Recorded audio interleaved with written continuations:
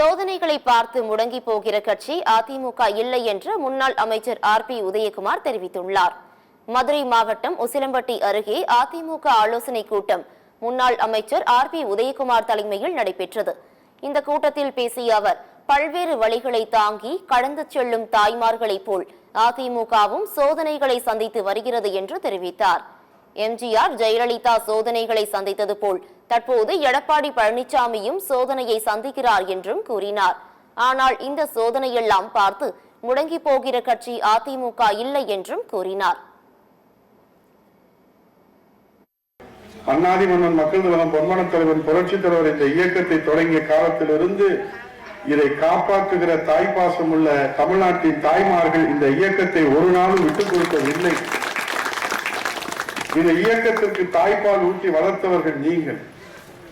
இந்த இயக்கத்திலே இன்றைக்கு அனைத்து இந்திய அண்ணா முன்னேற்ற கழகம் புரட்சித் தலைவர் காலத்திலே சோதனை சந்தித்திருக்கிறது. புரட்சித் தலைவர் அம்மா காலத்திலே சோதனை சந்தித்திருக்கிறது. இன்றைக்கு புரட்சித் தலைவர் எடப்பாடியுடைய காலத்திலே சோதனை சந்திக்கிறது. இந்த உசிலம்பட்டி மண்ணிலிருந்து நான் இதை உங்களிடத்திலே சொல்வதற்கு கடமைப்பட்டிருக்கிறேன். ஆனால் நீங்கள் நினைத்து பார்க்க வேண்டும், இந்த சோதனைகளை கண்டு கலங்கி நிற்கிற தலைவர் அல்ல புரட்சித் தலைவர் எம்ஜிஆர், புரட்சித் தலைவர் அம்மா, புரட்சித் தலைவர் எடப்பாடியார். தமிழ்நாட்டுக்கு கலங்கரை விளக்கமாகத்தான் அவர்கள் மக்கள் பணி ஆற்றியிருக்கிறார்.